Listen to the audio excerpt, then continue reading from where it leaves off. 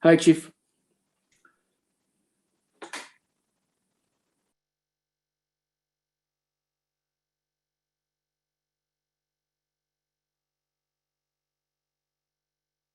You are now live. Well, good evening, everyone. Welcome to the municipal version of Match Game or Brady Bunch, whichever is your favorite show. Otherwise known as the Echo Place Award meeting tonight. This is the first time we've done award meeting in this format, so bear with us. We think we can make this work. There's been a lot of interest. We've had, I think, 80 people register. So we're going to do our best to get through all of the information. I'm Councillor Sherilyn Toski. We've got Councillor Richard Carpenter in my screen. He's right beside me, but I'm sure most of you know him. And before we launch into presentations, we've broken this meeting into two segments because we were hearing loud and clear from the community that there were really strong concerns in two segments. One would be community safety and crime, and the other was various different traffic concerns. So this first section we're going to address, and many of you will remember we started some of these meetings pre-COVID, and we were starting to get some traction, and we're just really wanting to pick up that ball and go again. So with us tonight from Police Services, we have crime analyst Hillary Miles, we have our police chief, Rob Davis, and we have our police board chair, Mark Littell. And we're going to start with the presentation from Hillary, who is going to give us, I guess, some stats from the area.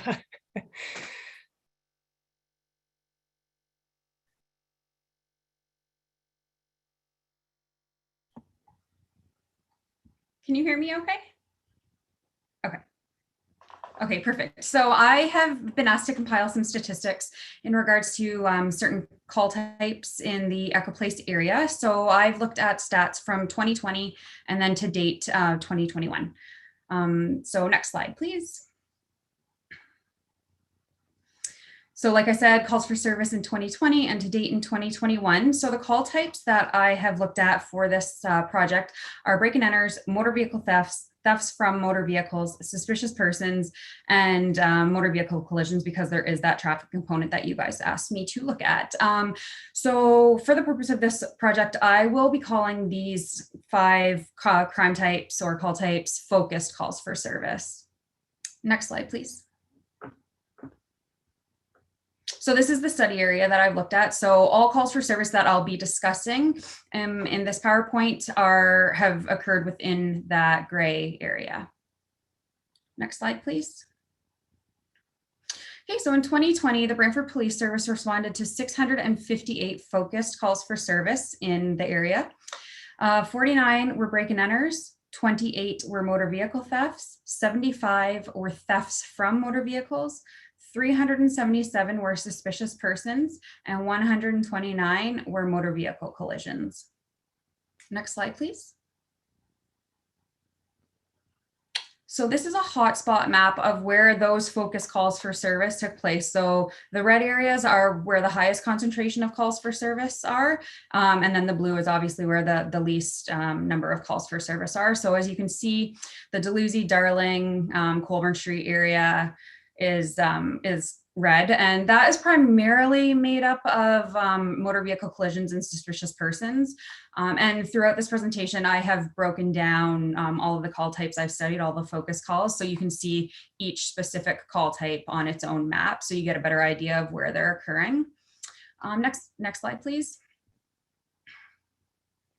Okay, so this is the 2020 break and enters. As I mentioned, we had 49 reported. So the black dots are representing where the break and enters occurred. Now, just note that there might not be 49 black dots on the map, but that's just because we could have had more than one incident occur at a same location, but it will only appear as one dot on the map. And that goes for all the maps that you'll be seeing tonight. So sorry, I'm just going to try to minimize this because I can't see the full screen. So I hope I don't do anything wrong. Okay, I can still see everything. So yeah, the 49 break and enters, those are represented by the black dots. So we can see that Mondays and Wednesdays have the highest number of reported break and enters. And then we see for time of day reported that 9 o'clock a.m.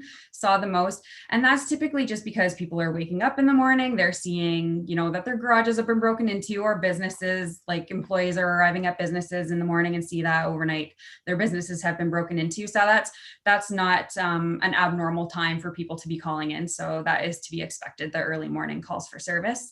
And then we can see that June, November, and December saw the highest number of reports for the year.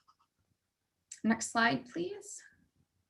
So theft of motor vehicles. So we had 28 reported in 2020 in that area. Again, Mondays, Wednesdays, and then Saturdays as well saw the highest number reported. 11 a.m. for some reason was the most frequent time that they were reported to us. So it doesn't mean that that's what time they occurred at. That's just what time the complainants called it into police to report that their vehicles had been stolen. And then October, November, December saw the highest numbers for the month of the year. Next slide, please. So 2020 thefts from motor vehicles, we saw 75 in the area. Again, you can see that Monday, Tuesday, Friday are the most frequently reported days of the week. And then it's not abnormal, again, to see them reported throughout the day. And that's just because depending on, people's time that they get up to go to their vehicles throughout the day, or it's not even uncommon for us to have vehicles broken into throughout the day, typically in like busy parking lots where people are less likely to be noticed breaking into a vehicle because they can be hidden by other vehicles and whatnot. So there's quite a spread and an even spread throughout the day and into the early evenings. And then February and March, we see a lot, the highest concentration of motor vehicles. Typically, people seem to think that a lot of vehicles are broken into more often around the November, December for Christmas present purposes, but that's not always the case, as you can see here. Next slide, please. So the 2020 suspicious persons, don't be alarmed by this number. 377 is significant.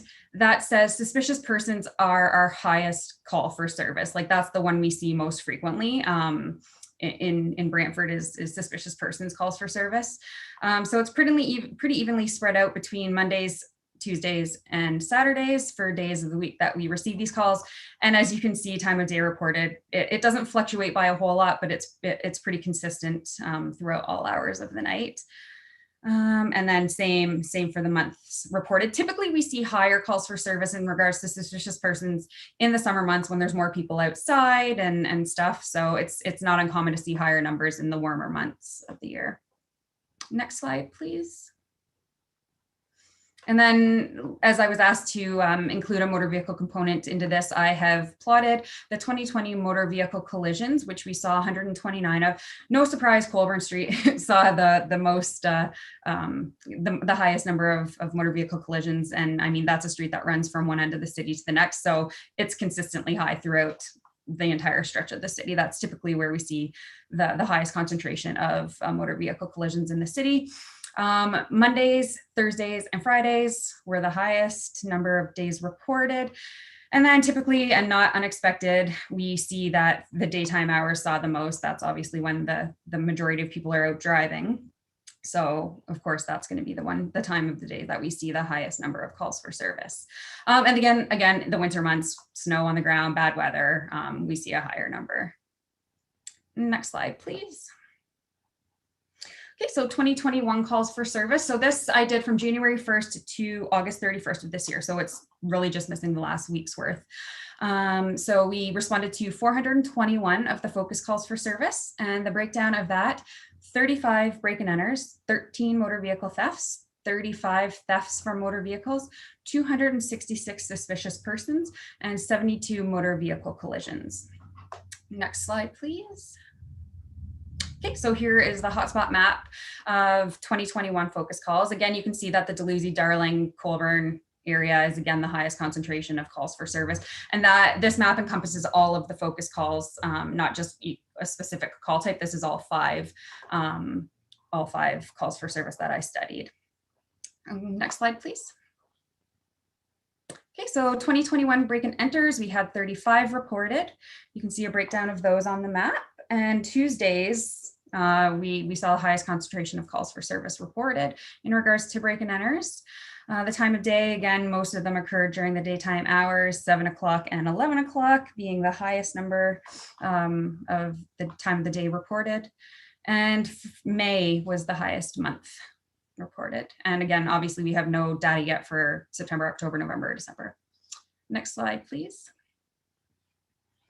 Okay, thefts of motor vehicles. So lower number than we saw in the last month, but we are seeing an increase overall citywide of motor vehicle thefts recently. So I suspect this number will increase in the coming months.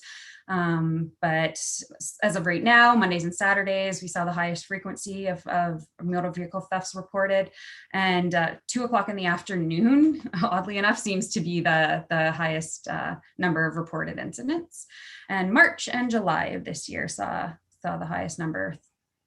Next slide, please. Thefts from motor vehicles, so down to 35, but again, I anticipate these numbers will likely start to increase again in the coming months. Monday, Tuesday, and Saturday saw the highest number. And then again, daytime, and as I mentioned last time, it's not uncommon to see daytime vehicle entries, especially in high populated parking lots, grocery stores, malls, strip malls, apartment buildings, even underground.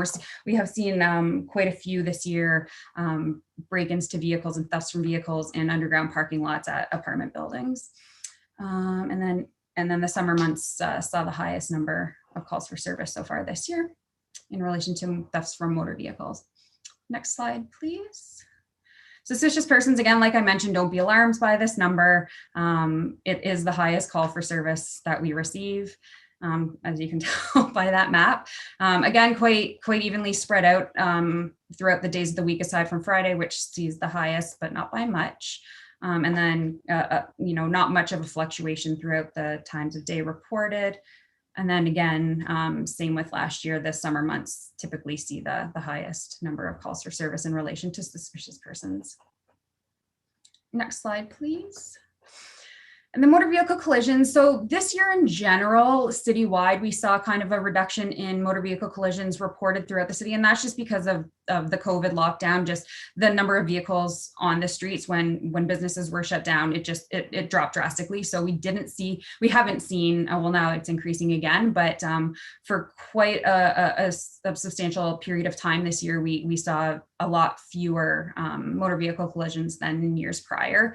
Again, just because there were fewer vehicles on the roads.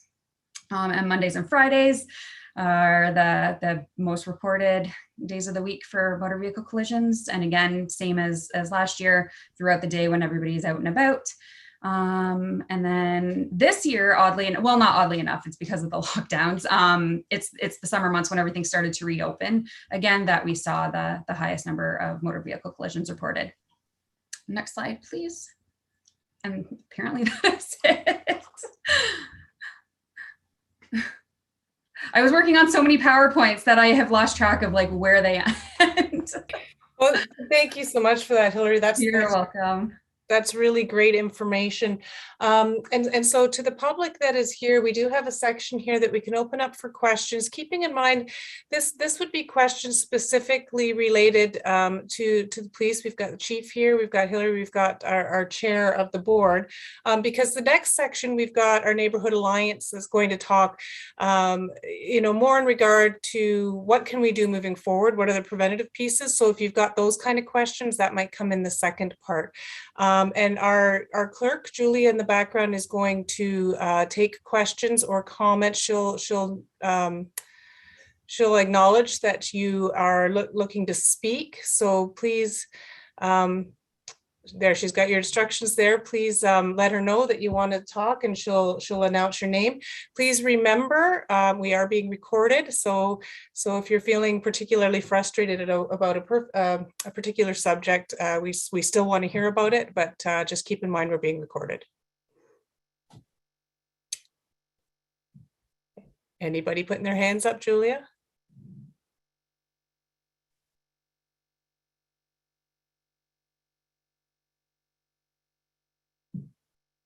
Julia, are you there?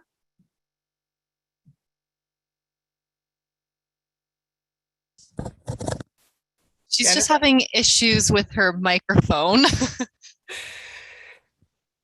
Do we have anybody in the queue to ask questions or make comments? Jennifer, Yeah, so first we have Kyle Barry McLean, and I will give him the allowance to talk. Kyle, you there? I'm here. Can you hear me? Yes. we can. Welcome, Kyle. Go ahead. Thank you, Cheryl.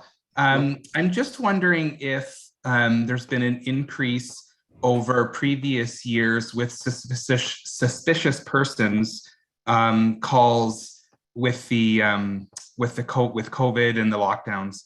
Has there been a change or fluctuation over the past years? That's obviously something that I would have to look further into, but I think overall, we did see a higher increase when more people were home or working from home. Then obviously they're there to see people that they typically don't recognize or see in their areas. So we did definitely see an increase, but like I mentioned before, it's pretty standard from year to year that suspicious persons is our highest call for service. And that could be, somebody's laying on the grass, or there's somebody walking up my neighbor's driveway that I don't know. Like it varies very widely with in regards to what suspicious activity the individuals are doing. But yeah, we did see a slight increase when people were home during the COVID months. But like I've mentioned a few times, it's typically our highest calls for service. Perfect. Thanks, Hillary. You're welcome. Next we have David Langer. Thank you. Go ahead, David.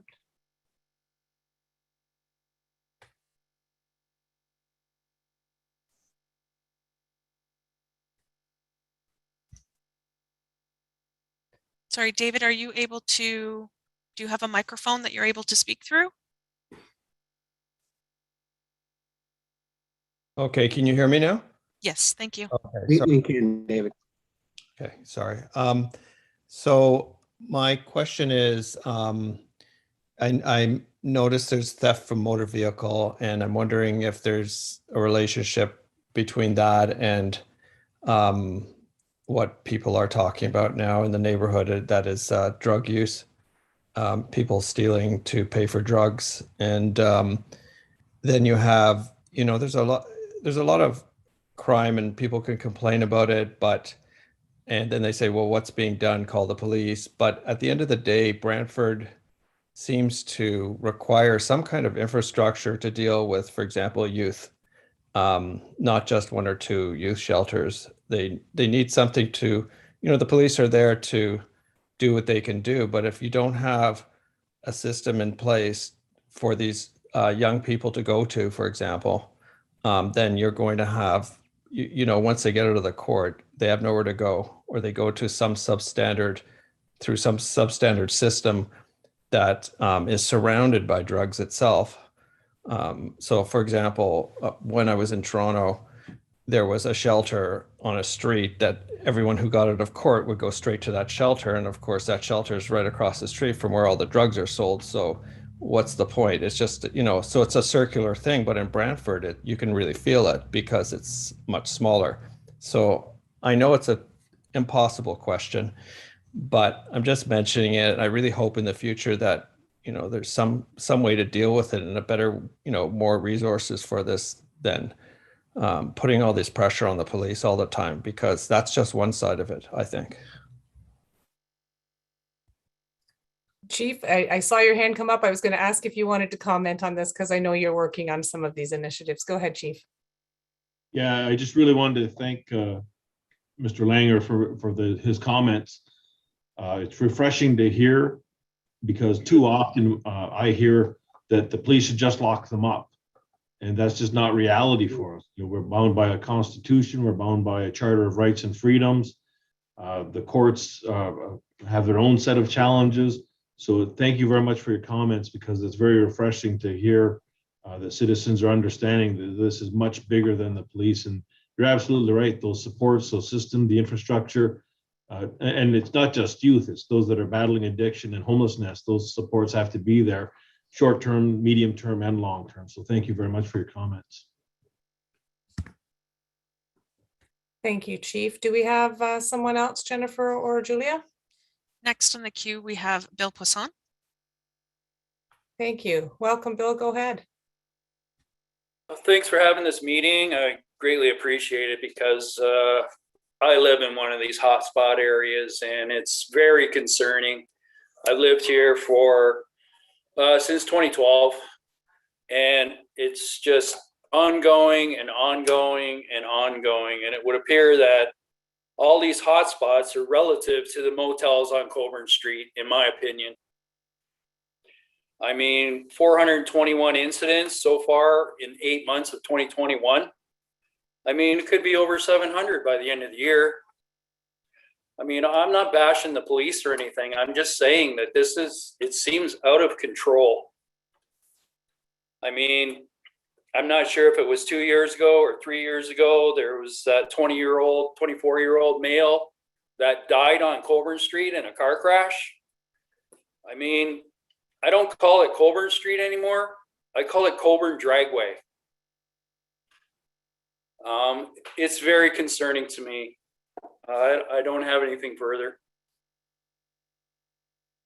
Thanks for your comments, Bill. Next, Julia. Next, we have Chris Gutierrez. Hi, Chris. Welcome.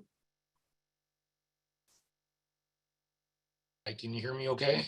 We can. Go ahead. Okay, great. Thank you for having this meeting. Just quickly, what really stood out to me with those statistics is the suspicious persons one. Are they all investigated? Like, is there an intervention between that suspicious person and the police, or are they just calls? Do we know? Typically, when we receive a suspicious person call, we always attend them. Oftentimes we will have an interaction with the individual and move them along or determine why they're in the area. If it's for a criminal, if there's something that we can charge them with, if they've committed a criminal offense, then we do that. Oftentimes the individual has already left the scene. They're gone on arrival at the time that the police arrive. So, but yeah, like I said, a lot of the times we do get to interact with the individual to determine why they are in the area. Oftentimes it's harmless, but we still investigate it. It's pretty high though, and I'm curious to know whether it's the same individual all the time. For example, do we have that data? Just because I look at all of our calls for service, I can say we do frequently deal with the same individuals, on a daily basis, but that's not to say that they make up the bulk of our suspicious persons calls for service. It could just be that somebody doesn't recognize an individual in the area and they call it in. Like, doesn't always mean that they're doing something negative. They could just be honestly walking down the street or somebody going door to door. It doesn't always have, a criminal connotation to it. It's just that the person, like I said, may not recognize the individual and they call us and we come in and check it out. It's concerning. I think you can see how petrified the community is, though, if they have to, call these calls into dispatch. Now, I've had several experiences with Brantford Police Services, their dispatch, and they've been normally pretty good. However, recently, if I can just give this feedback quickly to Chief Rob Davis, I've had encounters with the frontline officers on 3 occasions with regards to suspicious people. And they have actually turned around and questioned me why I've made the call, feeling that perhaps my call into 911 or dispatch is frivolous. So I just wanted to give you that feedback. As far as those suspicious calls are concerned, I would like to target that area. If it's a repeat individual, then what powers do we have now to maybe get that individual off the streets and get help? So that's all I have to say for now. Thank you. Thank you, Chris. Go ahead, Chief. Yeah, Chris, thanks for your comments. This is something I'm hearing repeatedly, is the interaction with the communication center. So Chair Littell, feel free to wade into this, and I'm sure Councillor Antosky and Councillor Carpenter, you hear it as well. I hear it from retired police officers that have called in trying to do the right thing, and they've said they won't call again. So I'm alive to this. We had a board meeting this morning where this very subject came up, and that we are committing to do what we can to improve that customer service piece in the comm center. So I do appreciate the candid feedback because the only way we can change it is when citizens like yourself make it known. So I appreciate that. With respect to the second part of it, is if it's the same person, this is where there's some definite gaps in the system. particularly when it comes to the drug addicts. There is a lack of legislation that allows anything meaningful to be done. And I always like to use this story, this example, is I could have 4 people walking down the street. So if you have the good old alcoholic that we used to have back in the start of my career, who's drinking Westminster sherry, and they're walking down the middle of Colburn Street, there's provincial legislation that allowed the police to take that individual and put them somewhere where they were no longer a danger to themselves or the public. If I have somebody that's suicidal going to jump off Lorne Bridge, there's legislation, provincial legislation, that allows the family, the medical professionals, or the police to apprehend that person and put them somewhere safe where they're detained until they're no longer a threat to themselves or the public. If I have somebody walking down the street with dementia, there's provincial legislation that allows the family and the medical professionals to make a designation for that person to be detained somewhere safe, and someone to make decisions for them. Yet I can have somebody who's a drug addict who their family has watched their life spiral downward. They're addicted, they've lost their marriage, their family, their job, and there is nothing that allows the family or the doctors or the police to put them into a secure facility. And even if there was, where is that secure facility? And in the absence of that, police have become the default. And I've heard from parents of kids where their children have overdosed. They tried to find that mechanism to get them into some sort of facility where they're detained. And I know there are those that are going to say, well, the addict needs to want to help themselves in order to get help. Unfortunately, with the opioid crisis and how we're seeing fentanyl crisis, we're seeing the fentanyl mixed with other drugs, and that whole concept of the addict has to hit rock bottom before they can recover. Well, rock bottom's death. And so there's a glaring lack of provincial legislation, and it could be done provincially. There's a glaring lack of those facilities, and it's not jail. It's not jail. They don't belong in jail. They need to go somewhere where the family in particular and the medical professionals can make a designation that that person is securely detained in that facility, and it's not a jail. So there's at least a shot at recovery. And so I got a bit on a soapbox there, Chris, I apologize, but that's our frustration as well, that is glaringly missing in our system right now. Agreed. Thank you, Chief. And I just want to highlight out of all of those good things that you said, for people that are listening to this, we often hear also, oh, I'm not going to, the police have busier things to do. I'm not going to call. Please call, because those numbers go into those stats that Hillary just went through. And those stats help the police decide and develop their work plans in terms of where they need to be paying attention. So even if you're not worried so much about what got stolen out of your vehicle, please report it anyways. Excuse me, I'd just like yes. to add to that, please, Councilor Antosky. Yes.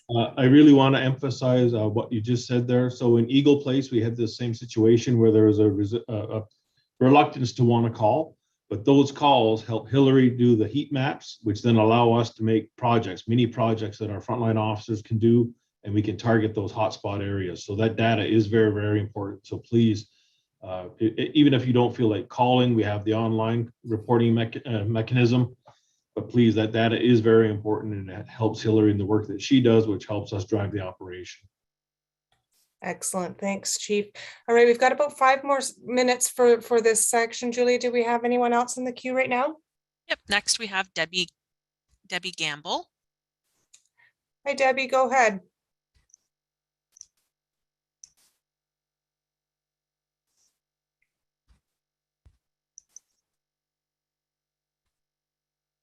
Hi, sorry about that. No problem.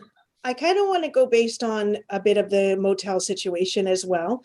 I have lived behind one of the motels on Coburn Street for 20 years now. Nothing has ever changed. It's only getting worse. I realize that the homeless problem and the addictions problem has gotten worse in Brantford, and none of us have the answers to that. And I think it's a huge talk about how to get the answers for that. But it's hard being a resident and knowing that some of those motels are used for Ontario Works, for emergency housing for individuals and families. And knowing that at the same time, a mom might be in there with some kids, and they're also in there. Next door neighbors could be a drug dealer, a prostitute. There is so much going on in those motels. And I don't know what the answer is, but The police department, I think, knows my address because whenever there's an issue with this particular motel, they pull up in front of my driveway behind there and run up my driveway to the back of that motel. I constantly see them pulling up on my street and slowing down and looking at my driveway to get it because they know that's where people leave from that motel when they need to get away. This year I was gardening in my backyard and I came across a broken crack pipe in my fenced in backyard while I was gardening. Lucky I had gloves on.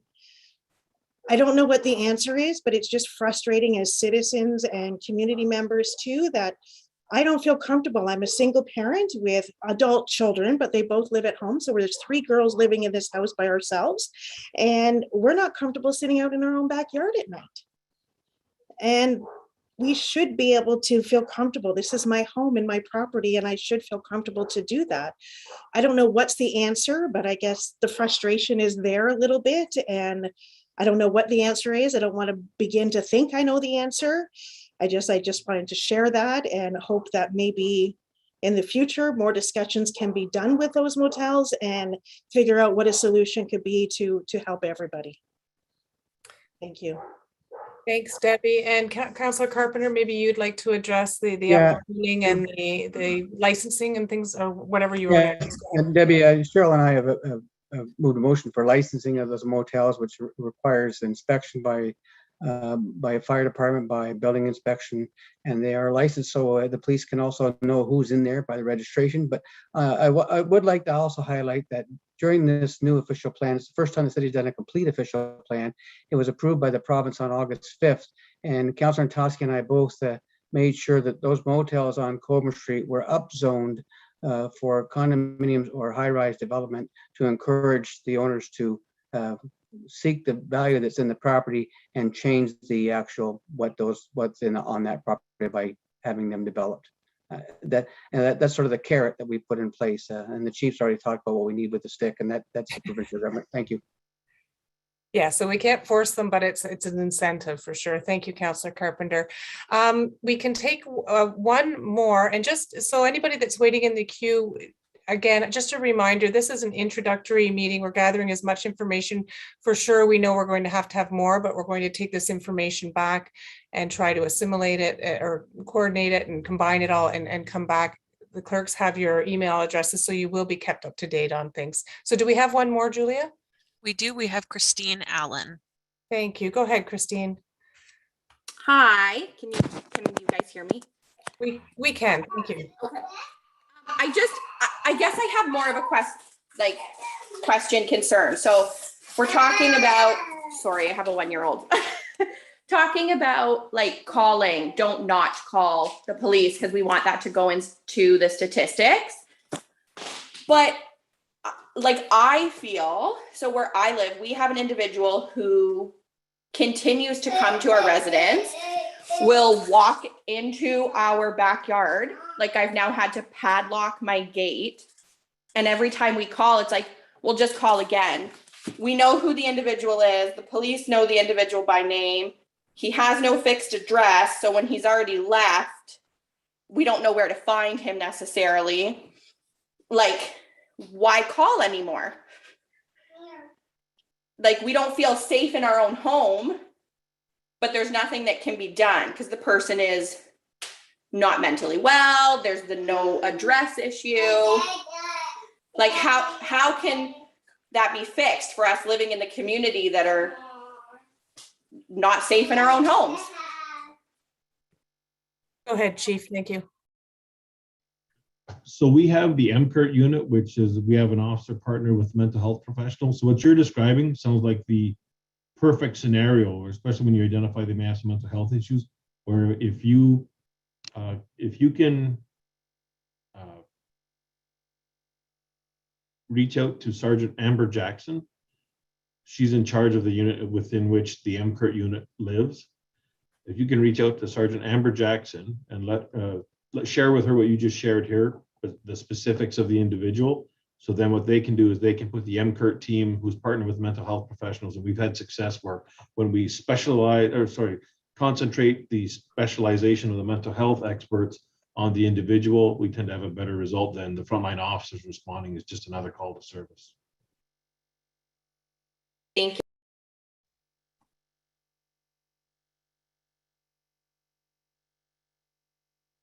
Councillor Toski, you're muted. Oh, my apologies. Thank you, everyone. My apologies if we haven't gotten to everyone. If we have time at the end, we can circle back, but certainly make sure. Julia, just for a moment, can we put up the contact page again? And if anybody wants to just take a screenshot or a photo of this contact information, you can contact any of us. You can send something into the clerk's department, Councillor Carpenter or myself or all of us, and we'll make sure that it gets included in the information and that you're made aware of the next one. So, and we'll put that up again later on as well. So I'm going to turn it over to Councillor Carpenter now. Thank you, Cheryl. And Cheryl and I have been working on this for some time. It's an ongoing issue, as many of you know. So there is a group, the Neighborhood Alliance, and the Neighborhood Alliance is a group of neighborhood associations and representatives from neighborhood associations. And Paul McDougall represents, I believe, the Eagle Place East Ward, and Mandy, if I'm correct, it's the Eagle Place. But they serve on the NAB committee, the Neighborhood Alliance board, and they are looking at safety across our community, and our neighborhood associations do a fantastic job. And so they have a presentation for you. So I'd like to introduce you, Paul McDougall and Mandy Samwell. Thanks, Councillor Carpenter. Everybody hear me okay? Great.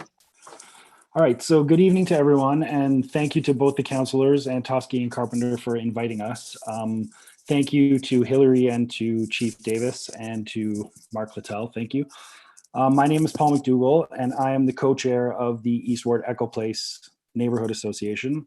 And with me tonight is Mandy Samwell, the president of the Eagle Place Community Association and the vice chair of the Neighborhood Alliance of Brantford. And we are here on behalf of the Neighborhood Alliance of Brantford Community Safety Subcommittee, and we're here to speak to some of the work we've been doing. So having said that, my introduction, I will promptly hand it over to Mandy for the presentation, and after that, we can discuss or take questions.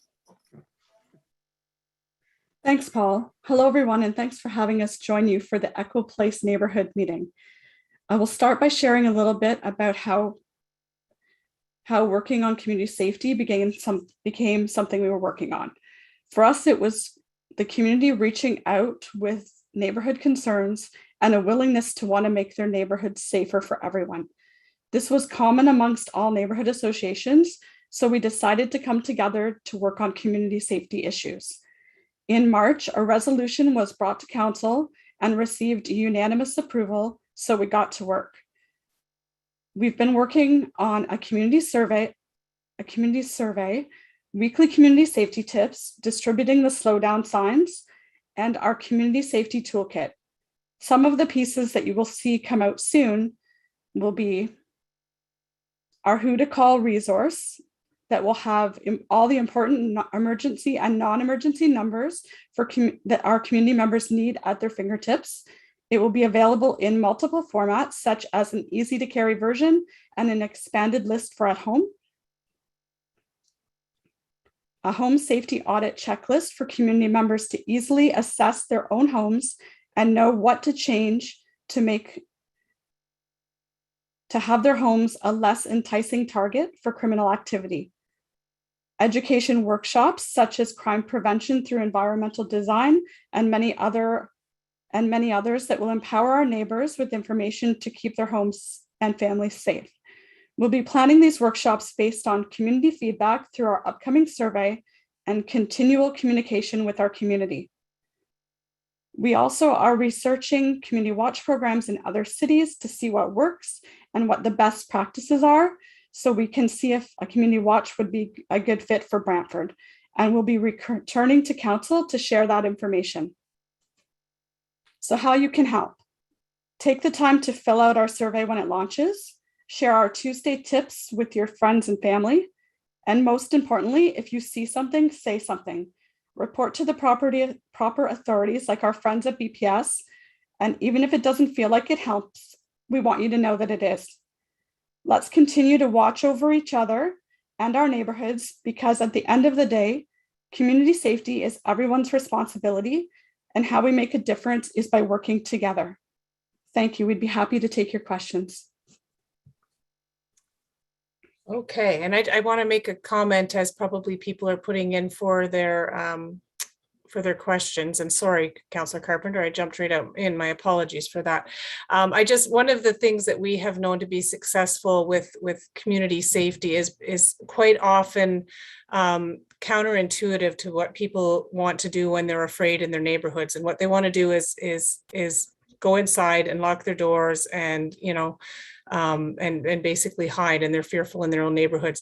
If as a collective in your neighborhood, you can be outside and on your porch and talking with neighbors as much as you can, bad activity does not want to happen where there's lots of eyes. So whatever you want to do. And sorry, Councillor Carpenter, you go right ahead and I'm going to jump right out. Hillary, you have a comment. Yeah, I just wanted to mention something. Sergeant Jackson wasn't able to make the meeting tonight, but she is also the sergeant in charge of our Citizens on Patrol. You all probably are aware of it. If you're not, it's a group of volunteers that patrol certain areas of the city. They're not sworn officers. They're not employed by the police service. It's just it's volunteers who will patrol certain areas. So I give Constable or Sergeant Jackson areas that I feel could use it. But if any of your residents of your areas would like to contact Sergeant Jackson to suggest some areas for them to patrol as well, that would be great. Yes, and you may have seen some of those citizens on patrol in your neighborhood. I'm sure you have, because we've requested them, and they've come from other neighborhoods into your neighborhood, and they're trained. I think it's a 1 day or 2 day training session, and they're trained. They don't make arrests, but they do report. And it's very helpful for when they're wearing, vests that are bright colored. So they're friends, people that just like to go for walks, maybe and talk with other people and check out the neighborhood. They're contributing to Citizens on Patrol, and they're helping the police. They're kind of like the eyes on the street for everybody. It's like a walking neighborhood watch kind of thing. But as Councillor Toski said, the best thing we can be is be that nosy neighbor, report what you see. Thank you. And do we have anybody looking for questions there, Julie? So I think that this is Sergeant Jackson. Oh, perfect. Sergeant Jackson, thank you. Can you hear me? Yes, we can. Okay, perfect. Yes, I have been here for the meeting. Sorry, it hasn't allowed me to actually. I can see you all, but I've been raising my hand and I haven't been able to get in. So yes, I am here. I'm listening. I am taking notes. In regards to the chief's comments about MCURT, yes, feel free to contact me about that, and just Citizens on Patrol as well. It is a volunteer program which we use to promote community safety in partnership with us, the Brantford Police Service and the City of Brantford. We do have several, they break them up in platoons, and they do go out patrolling in vehicle and on foot, and we are always looking for we call them on the hot list. I just actually put one out today. So what happens is there's just an actual schedule for the month. It's an open schedule, and they sign up in pairs or a minimum of 2, and they just make their random patrols, and they look at the hotspot list or hot list spots, and then they patrol those specific areas. So earlier today, I did meet with Hillary, our crime analyst, to get a list of some hot list areas in the last couple of weeks, what she would suggest or what she's seeing through the crime trends. And then I did put those out to the Citizens on Patrol, and they'll view those and then try to make some patrols in those specific areas. I will suggest to them what we're looking for and what the problems are. And then if they do find anything, they do report, put in a report, and then we filter it to the appropriate section that it would go to. I do know, just looking at the September calendar for this month, I mean, it's early. They've already had 4 patrols out. But I do know, I also have last month, August, when we just got back up and running, and there was 11 patrols. And it'll just say, they'll have a specific area, but a lot of them just say hotspot patrol area. So they'll take those lists and they'll hit the ground running, make themselves visible in those areas. So if there are specific problems or you guys have an area you want targeted, by all means, give me a call at the station. Again, it's Amber Jackson, and I can add them to our hot list. Thank you, Sergeant Jackson. And we've got 69 people online and many more watching on YouTube. Could you just tell us how could the neighborhood individuals get involved in the Constable on Patrol program? Oh, perfect. Yes, we actually have, there's actually just a few requirements. You have to be 18 years of age. You can't be charged or convicted of a criminal offense, which you haven't been pardoned. You have to successfully complete the process of a background check and an interview. You have to complete the mandatory training, which is run by our training department. You have to have a Class G driver's license in case you need to drive the Citizens on Patrol vehicle. You have to be able to read and speak English, attend required training and meetings. You have to have communication and observation skills. You have to adhere to the values, mission, statement, goals, and objectives of the Brantford Police Service. And then you positively have to reflect the community of Brantford, the Brantford Police Services, and the Citizens on Patrol program. There is an application form, or it's basically just your name that you're interested and that you meet those requirements, which gets submitted to me.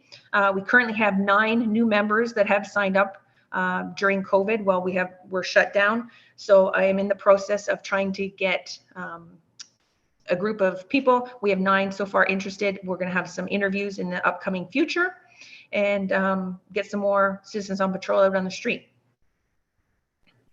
Thank you, Sergeant Jackson. I appreciate that. And I just want to also say, before we go to the next question, is our CAO, Brian Hutchings, is also online listening, just to let you know that this is a top priority for the city as well and for our Chief Administration Officer. So, Julie, we have somebody else? Oh, go ahead, Brian. Just want to put my face on here. Thank you, Councillor Carpenter, for identifying that. And if I can, the chief answered. I work. The chief knows this. Me and the chief of police talk regularly back and forth. He answered a question earlier that I think it was Mr.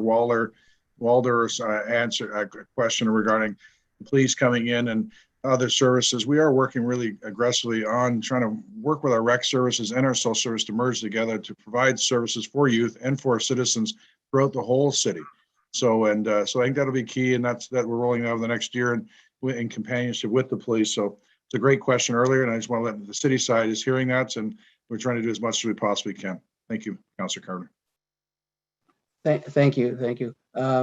Julie, do you have anybody else looking for a question of the neighbors? Yeah, Chris Gutierrez has a hand back up. Okay, Chris, go ahead, Chris. My question is for Sergeant Amber Jackson. I think it's a good start that the Brantford Police Services have initiated the Constable on Patrol program. I did volunteer for it prior to the pandemic and went on a couple of patrols. I'm curious as to how long has the program been in effect and what kind of results have the program yielded to date? Unfortunately, I don't have exact statistics for that, but I will say I started with in this position in January. So I've just kind of taken it over during the pandemic. I do get a lot of feedback. The citizens on patrol themselves are very eager to get out there and are constantly looking for to actually make a difference, and they want to be out there and patrolling. And then I do hear from lots of members of the community that they're seeing our members out there and that they appreciate them being out there. And they are highly visible. They wear a bright yellow golf shirt and a yellow vest as well. But we have been shut down since last March, and we've just got up and running last month again. Okay, it would be nice though to find out how the program's doing. Maybe that would be like a take back for you to provide to council or to provide to anyone. Just because from my experience being on that program, I didn't see it to be wildly effective. So I am curious to see if there's any results yielded from the program since it's been in effect for what 2-3 years now. Yeah, roughly that. But for sure, that's something we can look into. Okay, that's great. Thank you, Chief Davis. Just an additional comment. So we did do a bit of a retooling. Unfortunately, the pandemic got in the way. The Citizens on Patrol in the past had been primarily vehicle based. And I made the decision when I became the chief that we would have a heavy foot patrol presence based on the maps that Hillary provides Sergeant Jackson. And that was strategic. So I've rolled out similar programs in previous police services I've led. And it's been researched fairly heavily in a lot of the Commonwealth countries. In the UK, it's been researched like crazy. In Australia, Canada's a bit behind in the research, but it's what the research shows. One that I like to reference is Dr. Kate Bowers out of University College of London, is that it's the perception. So the community perception of safety increases when there's that visibility of a group like the Citizens on Patrol, like our auxiliary, like the neighborhood watch organizations and the regular police. So as far as tangible data, does the Citizens on Patrol equate to lower theft from vehicles? You're right, that's something we should start looking at. But I just wanted to share with you that this has been researched fairly heavily in the academic community, that presence does help the perception of safety. And generally speaking, the presence of a public safety entity, whether it be a volunteer or the paid official like the police and everything in between, does typically deter crime or at least displace it. So I just wanted to share that with you, and I do thank you for your comments again. And I really wanted to share with you that we have shifted gears with the Citizens on Patrol so that they can be more foot-based, and we have had conversations that maybe they even get onto bicycle at some point. Well, thank you. Yeah, thank you for that, Chief. I'm very thankful for our mayor, Kevin Davis, to launch the private security companies that are working the beat downtown. When I go downtown Brantford and Harmony Square, I see that presence down there now, which is great. I'm just wondering how effective, though, the volunteer program is versus, the funded program. And what I would like to see for the motels along Colborne is a private security company that's monitoring them either 24/7 or whatever have you. And I think perhaps the motel owners should pay for it, if we could even get that to happen. In any event, if it has to be taxpayer funded, I think private security seems to be a good alternative now, since the mayor has gone and launched that program. They seem more effective than a volunteer program. So hopefully maybe when we put all the statistics together and we compare both, maybe we'll be able to make a better decision. Thanks, Chris. Thank you. Julie, do you have anybody else on the list? We have Valerie Hopkins. Okay, Valerie, you have the floor. Can you hear me? Yes, we can, Valerie. Yep. I have a question about the Citizens on Patrol, and it's about the hours that they patrol, because our cars have been broken into a number of times on this street. We've put up security cameras, and so we're able to, so we know when they go in, and we can see who's doing it. But if we don't lock our, there's been a couple of times we've forgotten to lock our cars, and they've gotten into it and ransacked it. And so if the Citizens on Patrol are visible and it helps to reduce the crime or keep it safe, what hours are they? Because it's usually happened in this neighborhood in the middle of the night between 2 and 4 a.m. And they're coming from the motels. Yeah, the Citizens Patrol is solely volunteer based. So they're required to put in 35 hours minimum a month at events and patrol. So they take it upon themselves when they're available around their other schedules. They just post, I'd like to do a patrol on this date, or I'm available, and then they have other people sign up. So it could be 24 hours a day, but it's when they sign up and initiate the patrols, when they're available. Okay, so every time someone tries the car, if we see it on the security cameras, should we be calling that in, whether they got into the cars or not?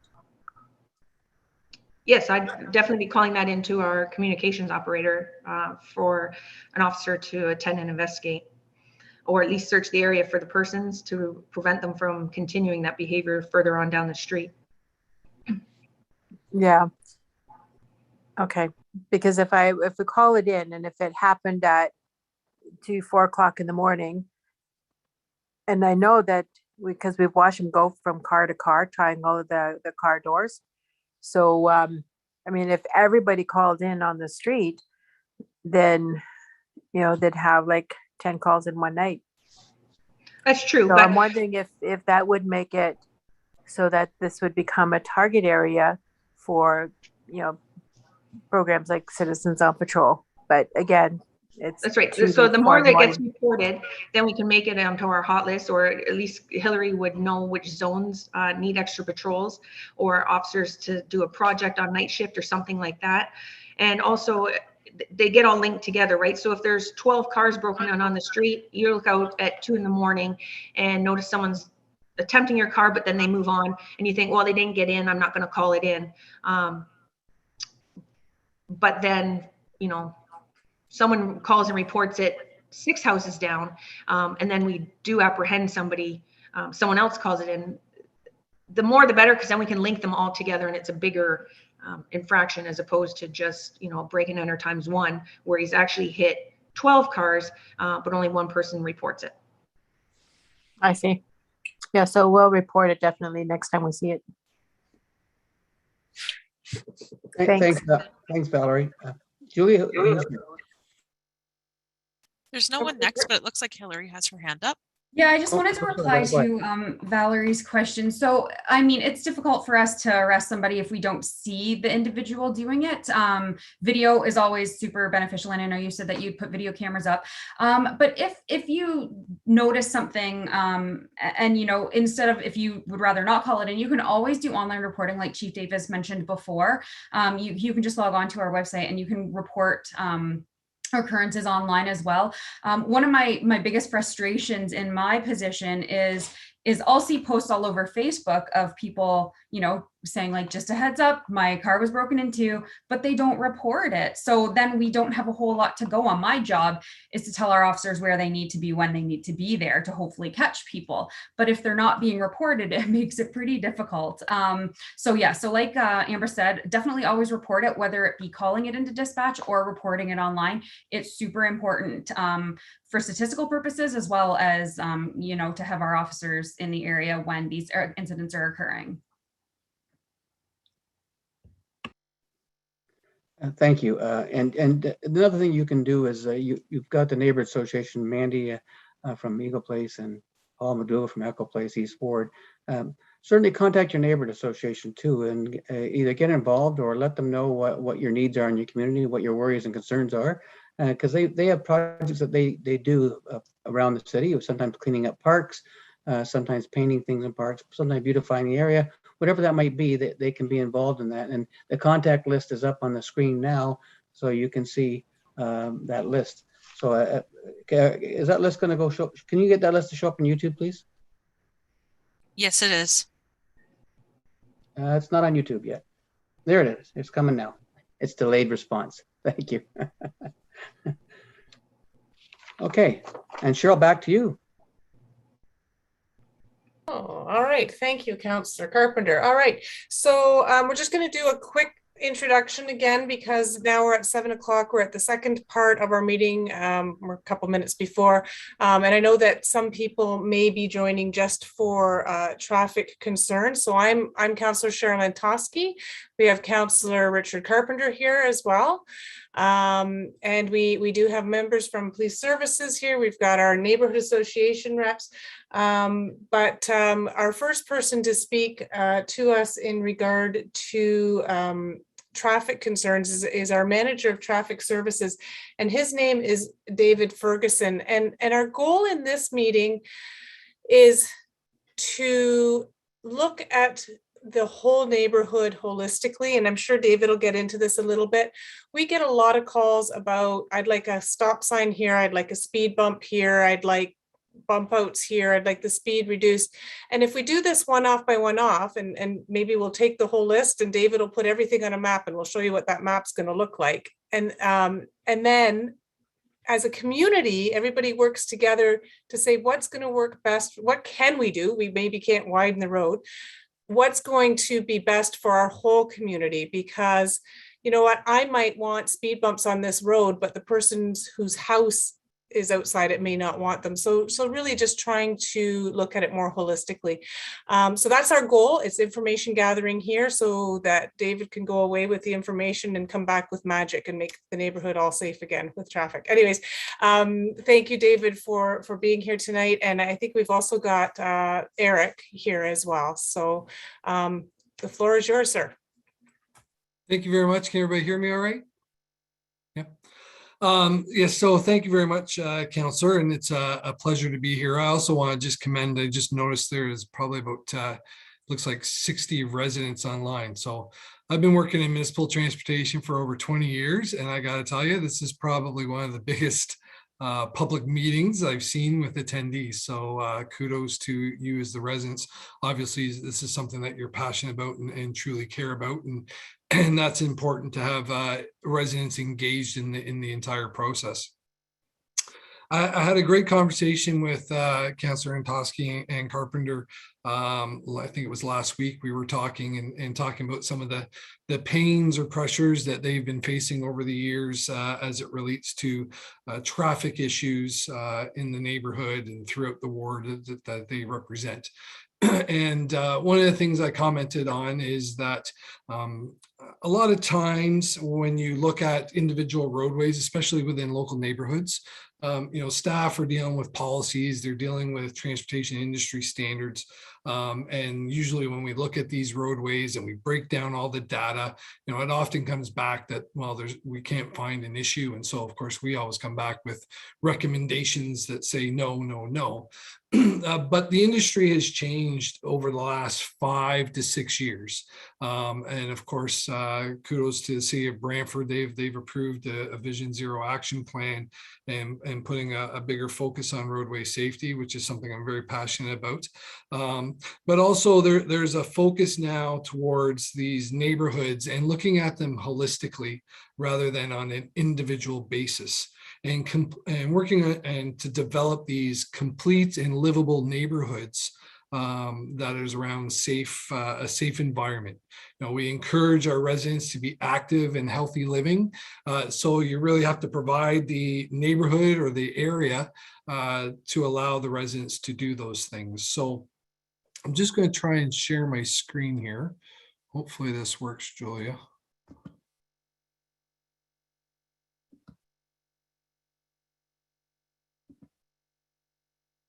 Hopefully you can see this. It's just a Google Maps that I've created. I've already started to pin some of the information based on my discussion with the councillors last week.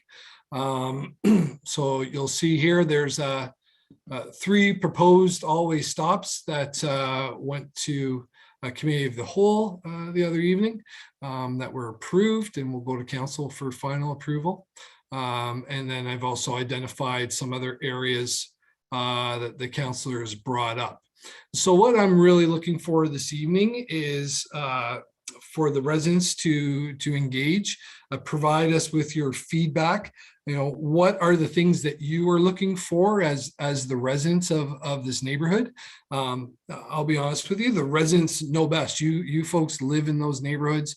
You see the issues on a daily basis that statistics don't always find. So that's really what we're looking for here this evening as traffic services staff. And I'll look forward to hearing what people have to say.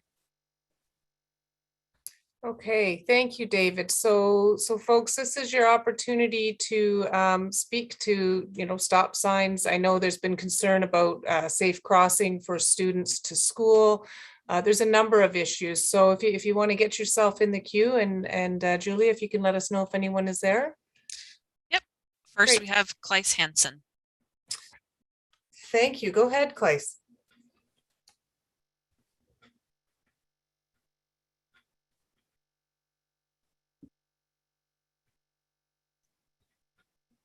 Kleis, if you're able to unmute yourself.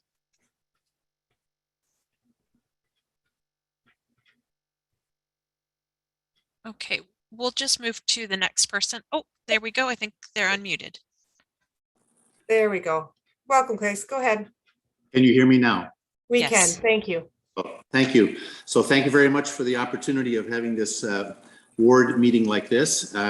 So we have noticed quite a bit of traffic that travels north on Locks Road to the traffic light at Colburn Street and Locks Road, where the Sherwood restaurant is, that when the traffic people see that the light has turned red, they make a left on Glenwood and then and immediately a right onto Echo Villa and drag up to the stop sign at Echo Villa and Colburn Street and make a quick left turn, trying to evade the long delay or the long light that is on the corner of Locks Road and Glenwood.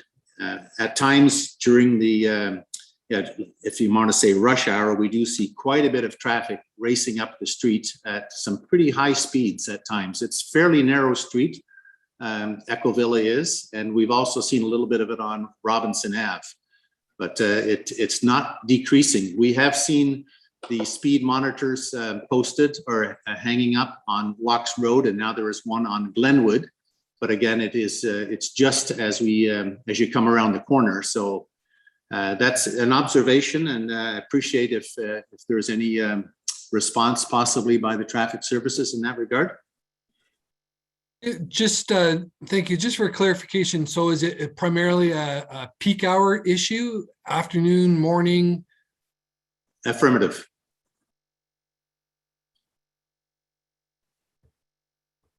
And it is a long light there, and that's what people are trying to avoid there.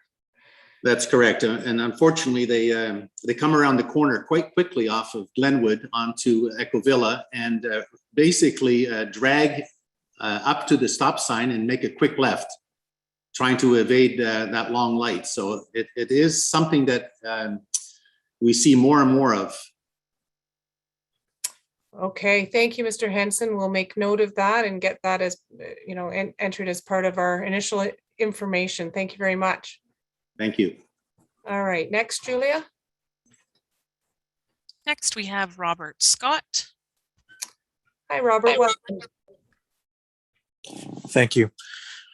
I'm a resident on Robinson, actually, and we find a lot of young people and people that are trying to evade the light racing up and down on Robinson at all times of the day. Not so much at night, but a lot all times of the day. But there's no posted speed sign on Robinson. What kind of if it was a lower speed sign, maybe some speed bumps as well, or traffic shaping things for the road. That personally, I think that would help lower the amount of traffic going through there trying to evade the light on Locks Road. Thank you. Thank you, Robert. Did you have any comments for that, David, or are you just taking note of that? Yeah, I'm just taking note. Okay, thank you. Julia is next. We have Brandon Eldridge. Thank you. Welcome, Brandon. Go ahead. Hi, can you hear me? Yes, we can.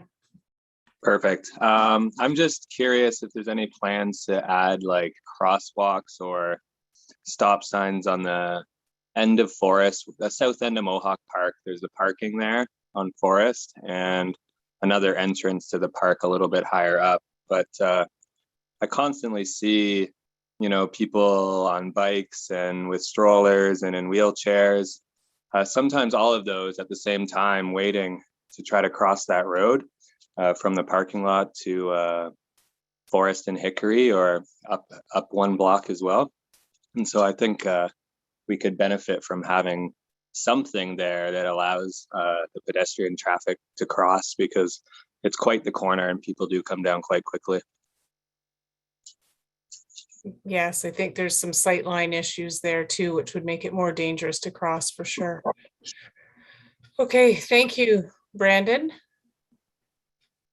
We will move next. Next, we have Chris Gutierrez. Thank you. Hi, Chris. Welcome back. Hi, me again. Sorry, I wish people would engage a little bit more because I feel bad. I'm kind of stealing the floor right now, but I'll try to be as brief and I won't ramble on. So to David, I just found out on Twitter recently that council is going to be voting on red light cameras.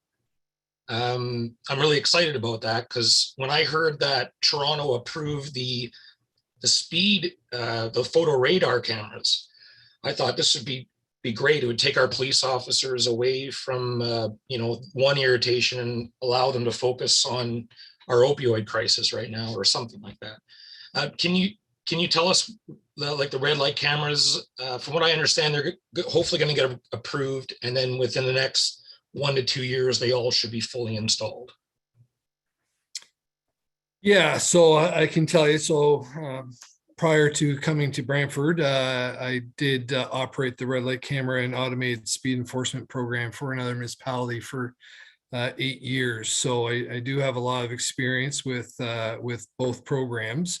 The red light camera program is a unique program. It definitely can reduce collisions around injuries, obviously people running red lights, and the severity of angle collisions. So where I was working at the time, over a period of time, we were actually seeing reductions in the 60% range for angle type collisions as well as injuries. So it was very successful that way.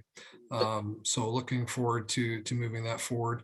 It really is a data-driven program. You really have to be careful of where you're putting them. You don't want to just be putting them everywhere because then they obviously lose their effect. So it really is a data-driven program. The city retained a consultant and they did a review and provided us with a list of locations. So that's what we'll be working on to start. As it relates to automated speed enforcement, again, it's been a good program. There are a number of challenges with operating the program, but in terms of its effectiveness, so again, where I had previously worked, we were seeing compliance reaching 30 to 70%, which was quite good compared to the types of things we were dealing with. Again, it's a very data-driven. ASE is actually more data-driven than red light camera because there are a number of provincial requirements and reporting that has to go back to the province to ensure that municipalities are operating the program properly. So it is a lot of work, but I am currently working on a report memo to our Vision Zero committee as per direction from our last meeting, just to provide some information to the committee about automated speed enforcement. Yeah, that's exciting because, I mean, we're living in a world right now where automation is kind of taking over. And like I said, to have our police officers focus on other areas where we can just simply have some technology capture some of these offenders. And then, I would think the community would know that those cameras are there. They know not to speed because the cameras are there. Would just help reduce the speeding. One thing I would like to say is I did advocate for the speed dynamic signs, which have been circulating throughout Brantford for years now. I've been in contact with Rob Smith, if he's still there. The one disappointment I have is that they move them around. I'd love to see a permanent one I live on Locks Road, and I know our councilors are going to say, well, people get tired of it or they just run it. But I found when I went out to watch how the traffic behaved at either 6 o'clock in the morning or 6 o'clock at night, they were relatively around 10 kilometers over the speed limit, which is fine. There's only that one guy that squeals his tires or roars his broken tailpipe down the street. But I just find those speed dynamic signs, if they were up there permanently, I think it would help. They even help remind me to slow down. Yeah, I mean, they are a very effective tool. I've used them quite a bit throughout my career. I know the public are often very supportive of them and they want to see them installed. Obviously, here we have a limited number of devices, and that's why they kind of get moved around. try and share them to other areas. But again, as part of this plan, we're talking about a neighborhood plan, and I think that you've raised a point. So this is something that we can look to build into our overall neighborhood plan, is maybe having a permanent board at that location. Also, I like what you've done on Johnson Road too, how you've installed the stop signs on Johnson Road and now the speed bumps as well. I see Richard clapping. He probably heard a lot of feedback about that. Are you able to populate your map again that you had moments ago so people on the meeting can see some of the spots? Because I did see a proposal for a stop sign on Locks Road. Some people may know Locks Road is kind of classified as a trucking route.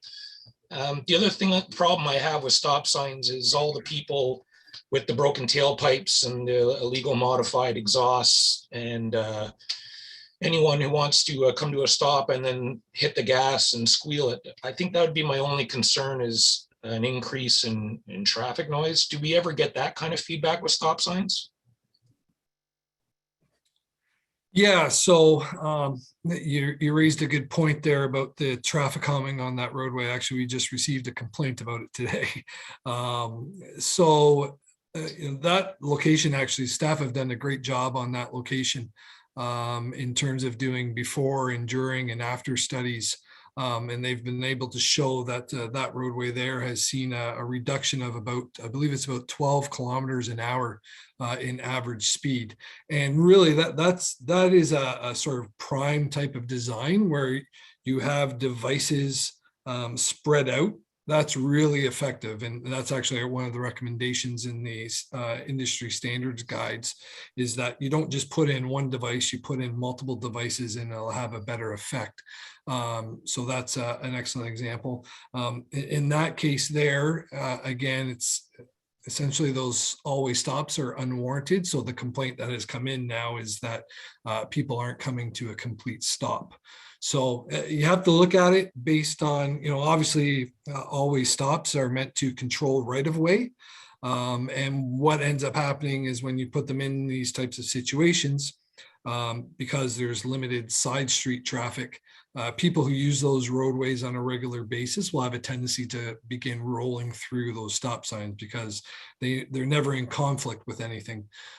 So that's what happens. So you have to look at it, what is the purpose? Is the purpose really to control the right of way? Or are you looking at it from the perspective of being some type of traffic control device, a traffic calming measure? So that's really how we have to look at that.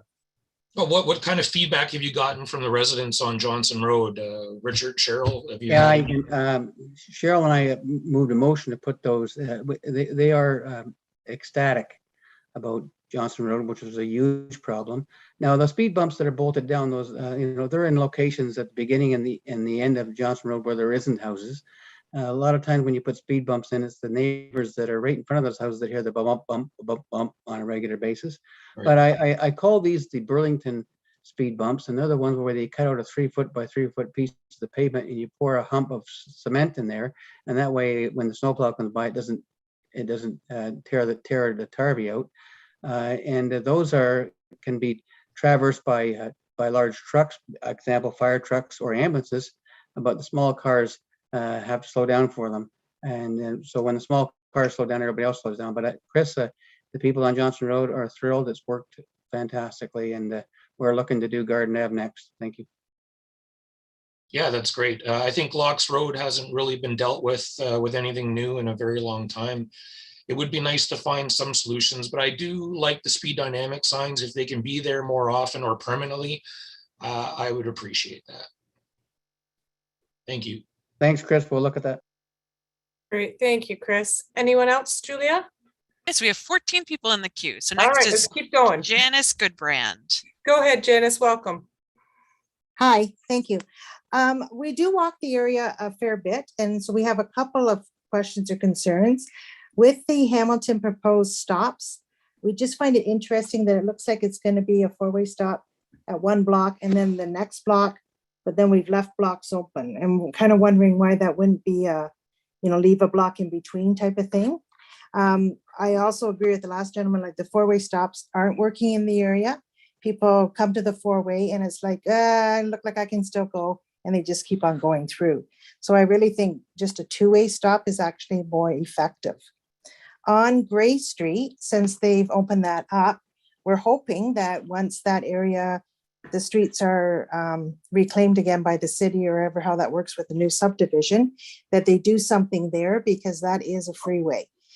People, now we don't have that garden section in between, and there is supposed to be the bicycle path or whatever it is on the side, but it is very high speed traffic going through that area. All through the area, like Glenwood Drive, same thing, people cutting back through the Christian school, to avoid the intersection at Colburn and Locks Road, as was mentioned, is an ongoing issue. People turning off of Colburn Street and cutting back towards the old St. Joe's Hospital to avoid the Gretzky intersection. I think a lot of it is the speed issues and probably more one-way stops. I'm not in favor of the speed bumps. I don't use Johnson Road anymore, and I won't use Garden Ave. Well, Garden Ave is bad enough right now with all the stops. So I think there's got to be kind of a balance. I mean, we go out to the highway now and cut back through because it's gotten extreme there. You've gone from not having the traffic control to just a ridiculous amount of stop and starting and emissions. So I don't know. There's lots of concerns, but I really think it's mainly speed in Echo Place. And maybe just having some more vision out there and actually watching and ticketing some of these people who aren't making the complete stops, to make them a reminder that even though this is your community and your subdivision, you still need to obey the law. Thank you. Thank you. Helpful comments, Janice. Thank you. All right, next, Julia. We have Rob Frazier. Thank you. Welcome, Rob. Go ahead. Yes, good evening. How are you tonight? We're great. Thank you. Good. Cheryl, you and I have talked probably back since the spring. I live on Fairmount Avenue, and some of the comments that I'm hearing are obviously not limited to Fairmount Avenue. There's all sorts in Echo Place. And it sounds to me like the major problem is people avoiding the traffic lights on Colburn Street. Back when Gretzky Parkway in Colburn was changed to a 3-cycle light, Fairmount Avenue became a very easy route down into Eagle Place. They come down our street, down Glenwood, in behind PJ and down Mary Street. And back when that happened, it became a racetrack down here. We're compounded with the fact that there's also a school on Fairmount Avenue. Now, it's the back of Echo Place School. Can perhaps somebody from the city advise me as to what constitutes a school zone? Is it just in front of the school, or would the school property itself, because I would think that anywhere around a school should be a 40K zone. A second question is, with these traffic light issues that we're hearing about, does the city have any plans for roundabouts? And could Mr. Ferguson tell me, and I didn't see it on the map, or I didn't notice it, where the 3 all-way stops were approved? Yeah, so I'll put my map back up here.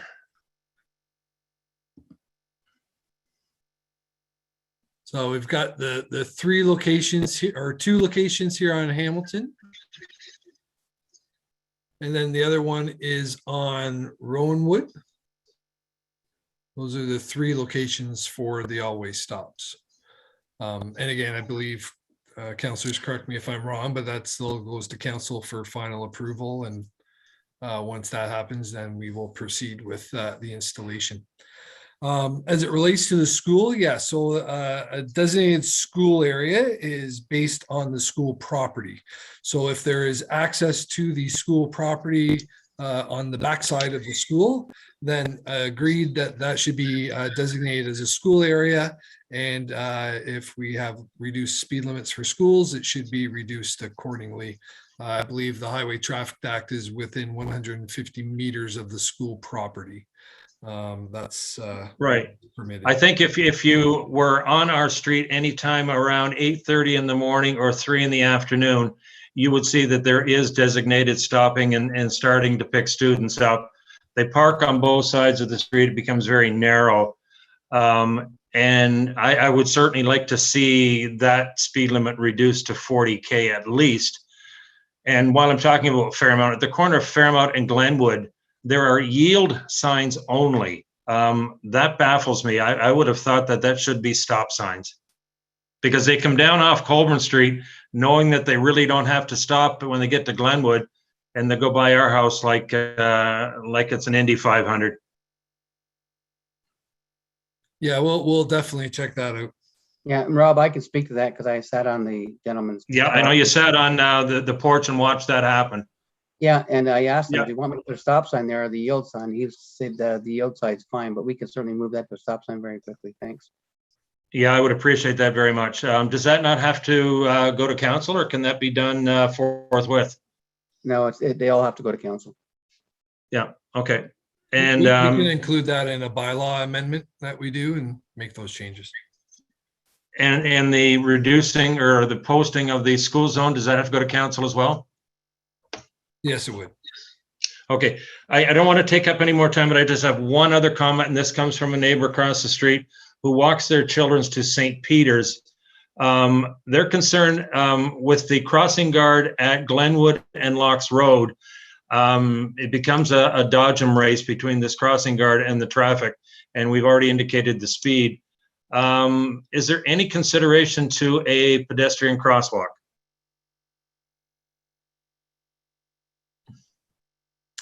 Yeah, so that's something we can review as part of this. As you may know, the city of Brantford has recently begun to install pedestrian crossovers. So definitely that's something that we would look at as part of this project or neighborhood review, is potential for areas for pedestrian crossovers for sure. Yeah, David, and Cheryl and I raised that very issue, and that's why that stop sign has a flashing light on it now at the very least. Right. But Rob, it's a good point. Is every time I go down that street, it feels like I should be stopping there. I don't know why, but it just feels like I should be stopping there because the children do. That is a path to St. Peter's School. Rob, Mr. Frazier makes a good point. Thanks, Rob. Okay, thanks. Thank you very much, folks. Thank you, Rob. All right, next, Julia, please. Next, we have Aaron Biggs. Thank you. Go ahead, Aaron. Hi, thanks. My concern stems around the intersection of, I guess, Locke Street and Gray. It's a four-way stop, and you're lucky to get people to roll through. That's typically the best, maybe not during the school hours. People are a little bit more vigilant at that time. But, you know, even 2 nights ago, we almost had a collision because one car stopped about halfway through the intersection and the other one was about a quarter of the way through before they stopped. And then leading into from James to Rowanwood is pretty much a straightway. And, you know, we had a muscle car stop at the four-way stop and then go through and decide to accelerate at a high level of speed until he hit some of the dirt in the construction area and started kind of weaving. So I'm not sure what improvements can be made. I know the Gray Street is still under construction with all the new houses, but it's pretty scary at times when you go walks.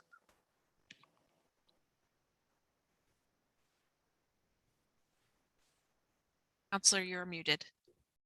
Sorry, I'm having problems with my mouse. Sorry, folks. Thank you, Aaron. We'll mark that onto the list for the project to have a look at that. Next, Julia. Next, we have Christine Allen. Thank you. Welcome, Christine. Go ahead. Hi. So in my opinion, from Colburn Street and then it's Glenwood to Locks Road is an absolute hot mess. Like, that's the best way to describe it. People use this portion of Glenwood like it is the Daytona 500 track. A kid is going to get killed and somebody's going to say I'm being over dramatic, but the kids, when it's not school hours, go and use the basketball net court at St. Peter's. They go play soccer in the field. They take their dogs back there to run around. And everybody's going to say, well, just watch your kids. It only takes 1 second to look and see what your dog is chewing. And next thing you know, your kid's in the middle of the road looking for the ball and they've been hit by a car. And it's going to happen. Like, we're the second, third, whatever house in on the corner there, coming around that corner from Colborne to Glenwood. And we hear it all hours of the night. The people speeding during the day, on weekends. Like, people drive down that portion of Glenwood at anywhere between 70 to 90 kilometers an hour. So I don't know if speed bumps is the answer, but we need to do something to slow the traffic there. And that section of locks, like an always stop, so that the people who are coming, you know, from Glenwood to go out Colborne Street, they see the lineup at the lights there at Locks and Colborne, and there's no stop sign. So they just keep barreling through. Like, I don't know how else to say it other than somebody's going to get hit one day. Thank you, Christine, for those comments. We will also add that to the project. Thank you very much. Next, Julia. Next, we have Mary Lou Rudder. Thank you. Welcome, Mary Lou. Go ahead. Yes, can you hear me? We can. Yes, my concern, and I see there's no little anything being marks on Colborne Street. My concern is from where it changes to 60 coming westbound and eastbound on Colborne. It is dangerous. I almost got rear-ended a week ago because I dropped to 50 as soon as I was coming in westbound from Canesville. I dropped to 50 at the speeds when the speed limit changed, and the vehicle there was a car beside me, and the vehicle behind me had to throw it was a truck, commuter time, I had to throw his brakes on, and had I not been I had to speed up or I would have been rear-ended. There is absolutely, I had a truck, I was doing just about 58 kilometers an hour heading eastbound about 6:30 the other evening. And I had a truck go by me like I was parked. And it is like, it's worse at commuter time, but it is just a racetrack. And they start right at the lights at Locks Road. Because I ride in the center lane because I'm turning into the condos between Garden and Johnson. So I stay in that lane, and they just jockey back and forth so that they can get by you and just floor it. It is awful. I've been out here 2.5 years, and I would say the speed limit is at least 30% faster than it was when I moved here. Yeah. And I walk along there as well. And it is just, it's out of sight. Thank you, Mary Lou. I think a lot of people have noticed that on Colborne with it being so wide and straight as well. It seems to be an easy place to be hitting the pedal. So thank you for your comments. We'll make sure that's added as well. Maybe a speed bump at where the speed limit changes from 50 to 60. Maybe we're going to let the experts look at the options there. They'd have to slow down. Yeah, thanks so much for being part of the meeting. Thank you. We appreciate it. Next, Julia, please. Next, we have Bill Poisson. Thank you. Welcome back, Bill. Go ahead. Thanks again for having this meeting. It's a huge concern for all of the people that live in the residential area surrounded by Colborne Street. Basically, between Locks Road and Canesville, there is one stoplight. It's a 5-lane dragway. I just want to say kudos to doing what you did on Johnson Road, because that's what should be applied to Colborne Dragway. It is a huge problem, and on the map that David Ferguson presented, there is not one presentation regarding any of the issues on Colburn Street. And I think it really needs to be addressed. When the police are out here at the Shanghai restaurant monitoring with their speed guns and whatnot, they're not doing that often enough. I've gone out there and personally congratulated them for doing what they do, but it's nowhere near often enough. The posted speed limit is 50 and people are doing 80, 90. It's absurd. That's all I have. Thank you, Richard and Cheryl, for having this meeting. I greatly appreciate it. And thank you, Bill, for your participation. We appreciate that. So you've had traffic services and our police services hear those comments. So thank you for those. Go ahead, Julia, next. Next, we have James Clark. Thank you. Welcome, James. Go ahead. Good evening. I'd just like to comment, we overlook the only four-way stop sign that's on Glenwood and Forest. And I would like to agree with every single person that has commented that it's a speedway. The four-way stop is people treat it as a rolling stop, or those that travel on Glenwood, some nights they don't even stop and they are going through that stop sign doing about 80 or 90. And I think the police presence should be increased. On Glenwood, there is only one stop sign from Kiwanis Way all the way to Locks Road. There's only one stop sign. It's here on our corner. And it's here on this corner. I would actually invite either of our counselors to come sit with me, observe the traffic on this corner. Anyways, that is all I'd like to say. Thank you. Thank you, James, for your comments. Also added to the project. Go ahead, Julia.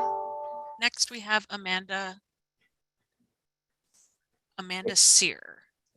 Thank you. Welcome, Amanda. Go ahead.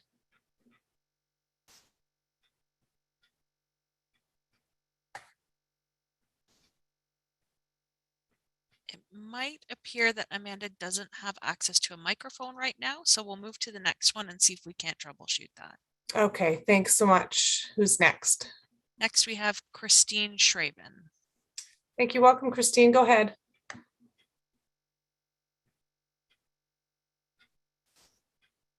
You may have to unmute, Christine.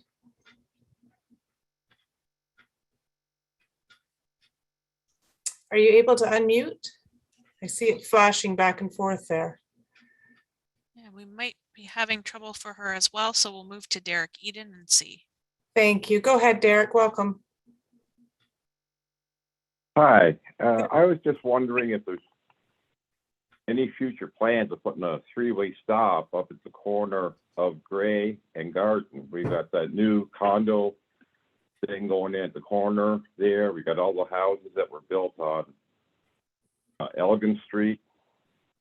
We've got a three-way at Pace. We got a three-way before Pace. And I imagine the traffic on Gray is more than those two put combined, and there's no three-way. That's it. That's all I got. Yeah, Derek, Cheryl and I have had that discussion, and we're having discussions with the neighbors about that very thing and very location.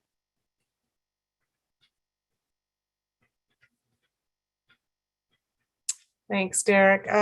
Christine, we've got you back again, I think. Can we try again?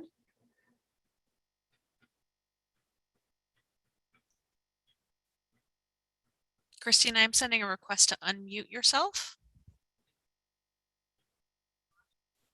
It does not seem to be working. I'm going to try again with Amanda. Okay. It's telling me that Amanda doesn't have access to a microphone right now. So we may have to receive your feedback otherwise via clerks@brantford.ca. And I will try Sheila Romico. Okay, and we will be putting up the contact information again, folks. If we're having trouble getting you through, we still want to receive your information. Thank you, Sheila. Go ahead. Yes, can you hear me? We can. Oh, thank you. Yes, we live on Glenwood Drive, and we also are concerned about the volume of traffic, the speed of that traffic, the noise factor. And since most of the street is newly paved, and a straight line, cars and motorcycles like to race on it. In view of the following existing conditions now, there is a seniors crossing sign on the street. There are 3 schools, 2 on the street and 1 just at Forest. There are bike lane signs, there are children at play signs, and there is, of course, the public Mohawk Park on that street, on our street. So we ask that serious consideration be given to the following 3 traffic calming suggestions that we have. Number 1, lower the speed limit to 40. It is now 50. Okay. Install always stops at, for example, Robinson, Park Road South, and Linwood at the park entrance. And please, more police presence. Thank you. Thank you, Sheila, and very organized and well thought out. Thank you for that. Those comments are also added to the project. Next, Julia, please. Oh, Chief, did you want to say something? I see you popped on. I just wanted to jump in here for a minute. So I appreciate everyone in the comments about more police presence. And I see that as a short-term solution. However, David Ferguson talked about automated speed enforcement. So we have to think about the allocation of resources. Crime in this city is not going away. This city has a lot of serious crime going on. I can't get into the specifics, but the reality is we are now a suburb of the GTA, and we are facing GTA problems. So when we think as taxpayers, put on our taxpayer hat, the fully trained, experienced police officer, I need them to focus on those serious crimes. And what we need is, but we still need to address the speed piece of this that everyone's just talking about. And I agree with you. It's an issue. So we can do what we can do to help to try and increase our presence, but that the reality is we can't be there 24/7. Whereas I came from Alberta. I'm from here originally. I'm from Six Nations, originally grew up in the area. But in Alberta, I came where photo radar was a real thing and it works. I saw it work every day. I saw major arteries run through the entire city of 105,000, same size as here, and it works. So that after work, you didn't see the rushes. You know, it works. And so I support, my support is fully there to throw behind the city and traffic services for an automated speed enforcement, because it does work and it then frees the police resources up to focus on those serious crimes. And so in the short-term solution, I'm typing an email as we speak, or as we're on here, to the inspector in charge of the uniform members that we can increase our presence. But long-term solution, we have to all be committed to automated speed enforcement. And I'm a fan of the mobile units, David, just so we, like in Alberta, we had the vans. So you didn't know if it was a photo radar van sitting there or somebody parked in front of their residence. But I'll tell you, after people we used to always joke that machine had no soul. You could be as charming as you want. You weren't getting out of that ticket because the photo radar machine had no soul. So I just wanted to speak up here that I'm sending a message right now to the inspectors so that we can increase our presence there. But for a real solution, the speed bumps on Johnson Road, I concur, they're amazing.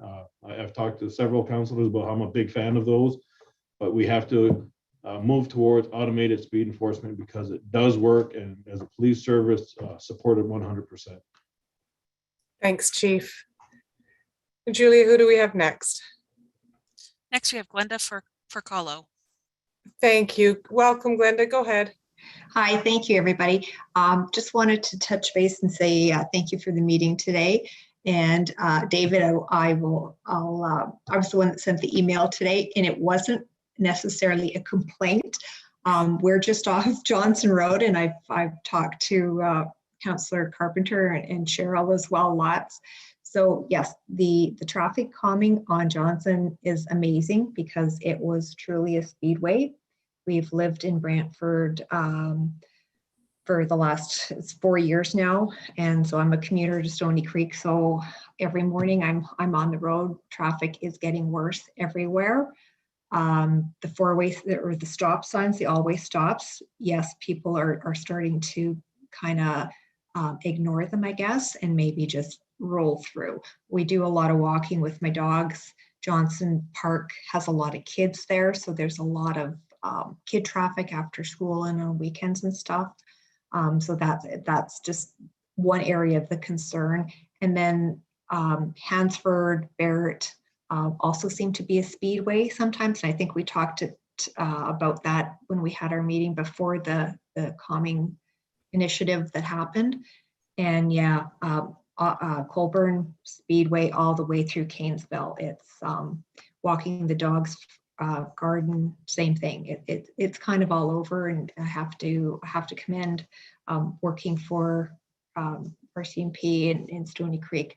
Brantford Police is doing an amazing job here in our city. And yeah, stuff is getting worse everywhere, and we only have so many bodies to go around, and people have to kind of take the initiative and pitch in. And Citizens of Patrol coming from Manitoba is a great initiative. I was on that when we lived in Dauphin. And but thank you for the meeting. There's lots of good ideas, and it seems that, you know, all the communities seem to have the same issues. So thank you. Thank you, Glenda. Much appreciated. Julia, who do we have next? Next, we have Deborah Jansen. Thank you. Welcome, Deborah. Go ahead. Hi. So can you hear me? Okay, yeah? Yes, we can. Okay. So I agree with the automated speed enforcement on Colburn Street. We've been noticing here at our location, it seems that vehicles are, I don't know if they're getting lined up between Gretzky and Forest, and then they wait for that green light to turn, and then the race begins. And if they get stopped at Locks Road going eastbound, then that's where they line up again, and then off they go speeding down the rest of the way to the next spot. But you can wake up here anytime between 10 p.m. and 2:30 a.m. to what sounds like loud mufflers, but it's their race cars all zooped up. And yeah, it sounds like a drag race going down there, which is pretty scary.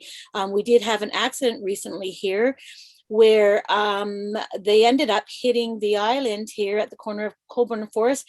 And fortunately, there was no one there because it was late at night. And they went over the island and right literally onto the front lawn of Echo Place School, the grade school. And fortunately, no one was hit, but it just makes you think, well, okay, so now they're drag racing this way too. It's just, and we've had lots of people running the red light here at this corner of Colburn and Forest. I've been hit there in an accident before because someone literally flew past all the stop traffic, a red light, flew past the traffic that was already stopped and hit us.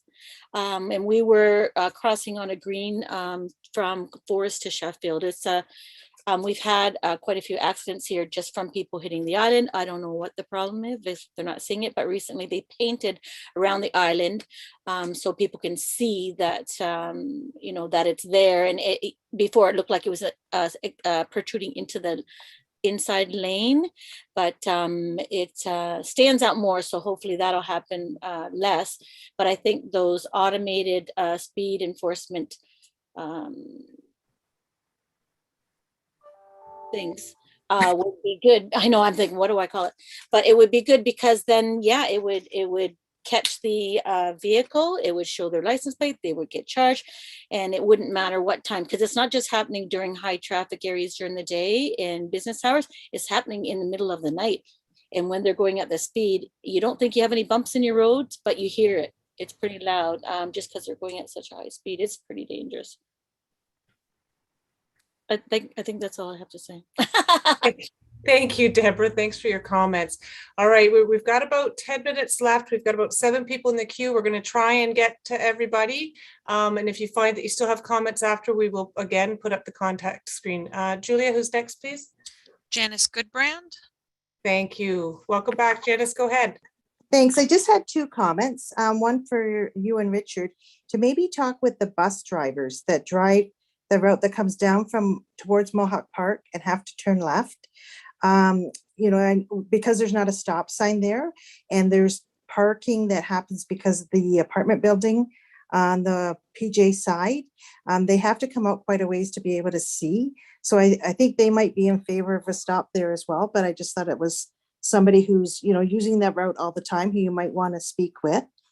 The other thing we're noticing, because of some of the infill and things that's happening and homes being split and shared and everything, there's more people parking on the street because the parking at the houses does not allow for, everyone to be in driveways. So that's making streets narrower. And I know the traffic study, we just had our street worked on last year and waiting for second paving. And that was one of the issues that they looked at here, because when people are parking both sides, it makes it very difficult for the emergency equipment, to manage the streets, particularly in the winter months. And the other thing I just was wanting to ask David about is continuity of the traffic or the speed of traffic. We're talking about dropping speed limits. That might be a fix, I don't know. What we really need is just to get people to adhere to the speed limits that have been assigned. And my concern with Colburn Street, we've been in this house for 36 years, so a lot longer than a lot of the people who have been talking tonight.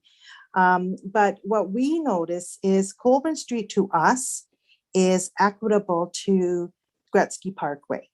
And Gretzky Parkway is a 70-kilometer stretch, and we don't reduce that even when we get to the Linda Park Mall, which is chaos, like, the streets and the accidents that occurred there.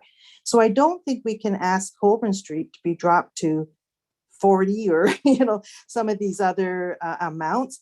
And I'm just curious if there's some kind of, algorithm or something they use to determine what streets get what speed. Yeah, so we utilize the TAC design guide. It provides a warrant related to proper speed limit postings for a roadway. It takes into account roadway width, configuration, land use type. It's quite extensive, and that essentially tells staff what the proper speed limit should be. I think you've made a couple of good points there. One thing in my career that you'll never hear me say is that, traveling 10 kilometers over the posted speed limit is acceptable. I was always taught that my job is to follow the rules and regulations as they're written, and it's not my job to interpret those or how they are enforced. So, I agree with you. It's almost a societal issue. It's been something that we've talked about through the various road safety committees I sit on. This isn't an issue specific to Brantford. This is an issue that our counterparts are dealing with across the country, especially when COVID hit. There was a big uptake in speeding issues. Single motor vehicle collisions involving fatalities were increasing. So it really is a societal type issue. The other thing you can look at is there is industry reports that have studied the reduction of speed limits and their effectiveness. And there is obviously a relationship between speed and injuries that occur and how intense those injuries can be based on how fast the speed is, right? So there is that balance, but you also have to take into consideration the general public and people on this phone call. I'm sure you're all law abiding, and I'm sure you all follow the speed limit. And we have done some studies where, we've reduced the speed limit on a street to 40. And then all of a sudden the non-compliance of the speed limit jumped up to 80%. But they were still traveling at 50, which they were doing before. So, we call that artificially lowering a speed limit. And so, you're not doing it intentionally to break the law, essentially, of disobeying the speed limit, but people do drive at a pace that they feel comfortable at.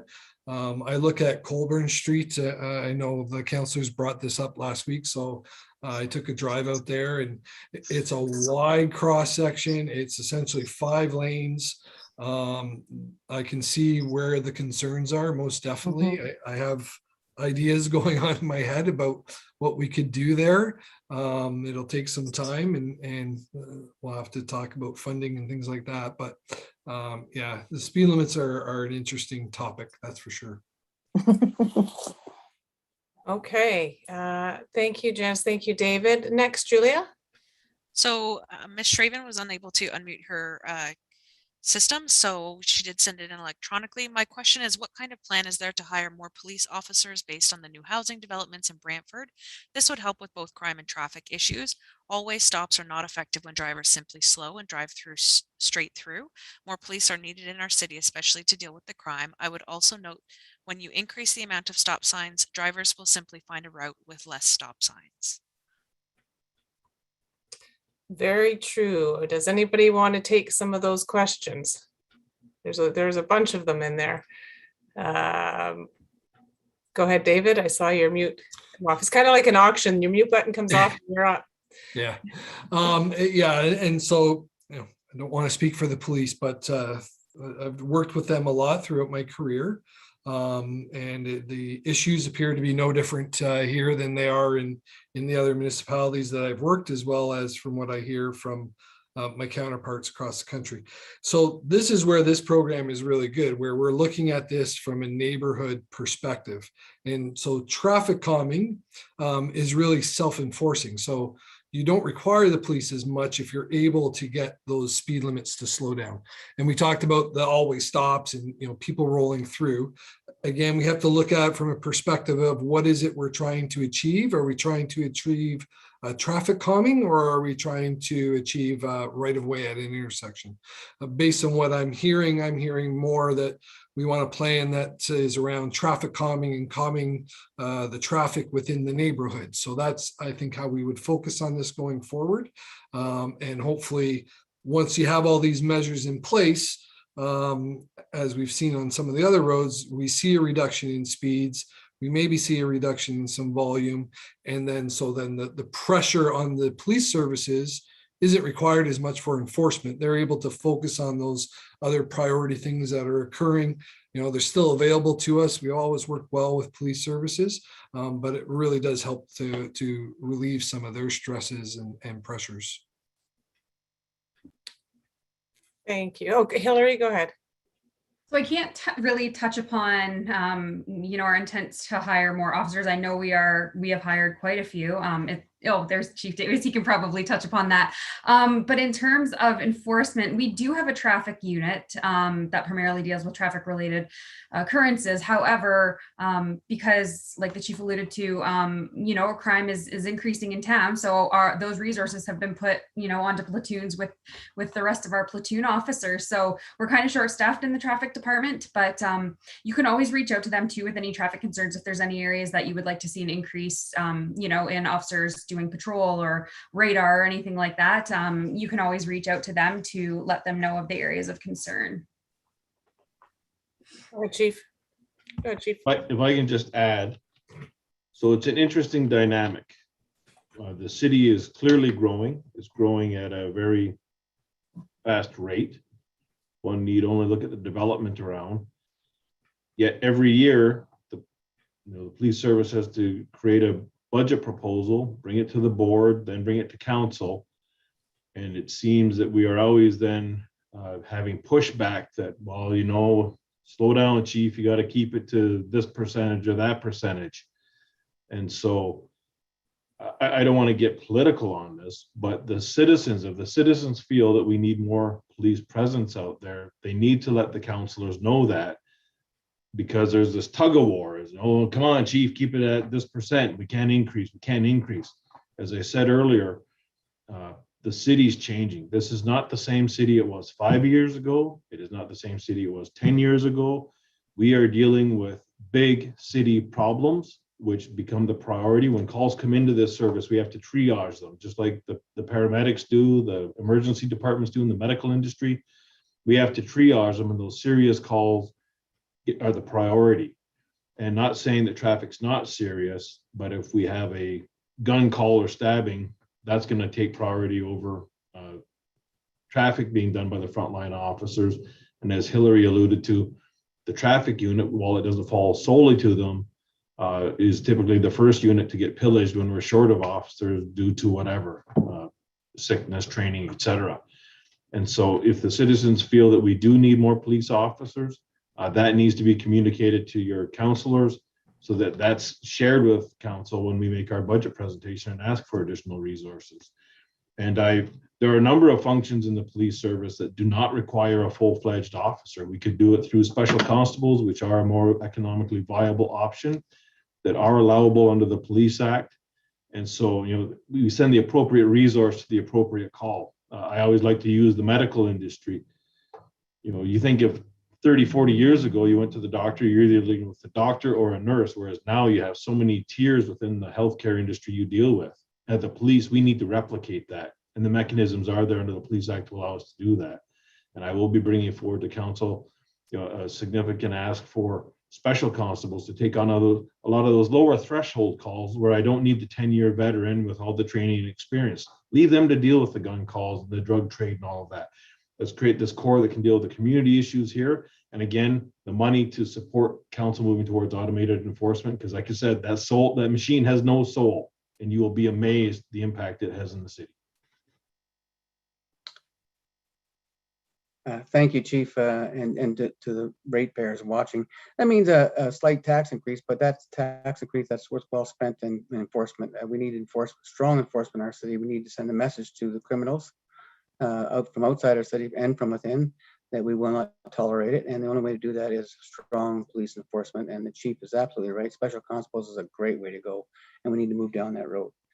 We've reached the end of our time. This was an experiment. Cheryl and I have never done this before.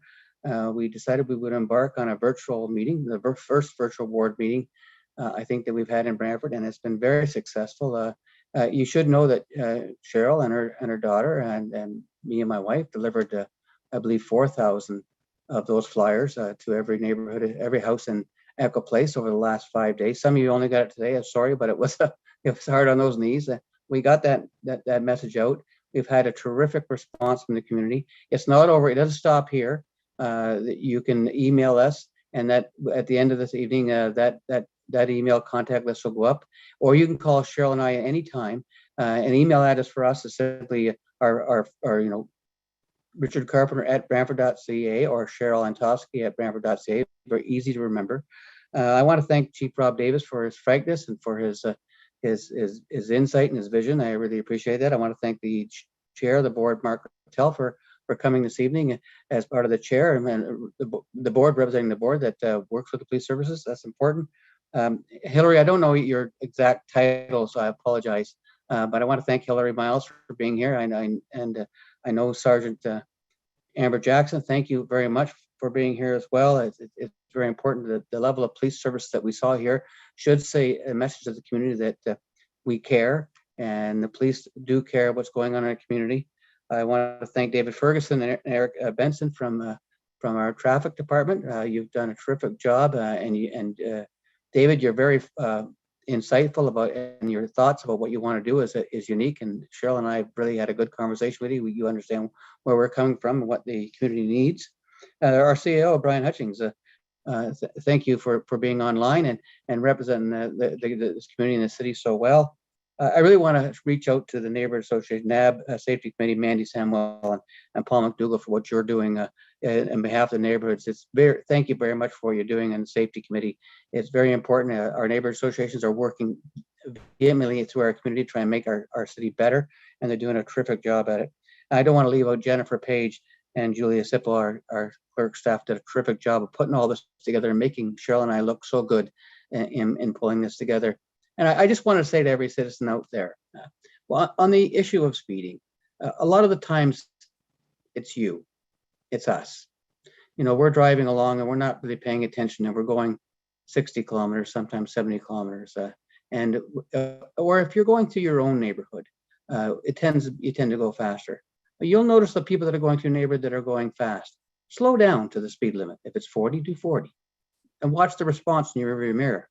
You'll find that people are very anxious about that because they're not used to doing that. But they need to learn those lessons, that if they want to cut through your neighborhood because they think it's a shortcut going down Fairmount or the other streets, drive the speed limit yourself, slow down and watch them. They'll soon realize that it's not a shortcut anymore. And they need to learn that. And those of us that live in the neighborhood that are speeding, just stop doing it. Pay attention to your speedometer a little more carefully. And when you get to the stop sign, actually stop. Take a second. It doesn't hurt. And when you need to go somewhere, don't leave work or leave where you got to go to your destination 10 minutes late, leave 10 minutes earlier.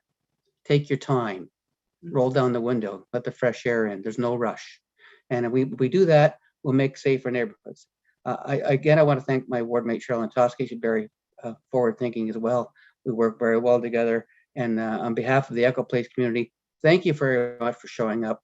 It's been a wonderful experience. I think it's been very successful, and it won't be the last one that Cheryl and I do after seeing the success. It's been very successful. Thank you very much. Cheryl, any last words? I echo everything that Richard has said. Thank you, everyone, for your involvement. As has been said here many times tonight, if we don't hear from you, we don't know, and I'd much rather know than be guessing. So thank you, everybody, for taking the time out of your evening and participating. And as Richard says, there will be more to come.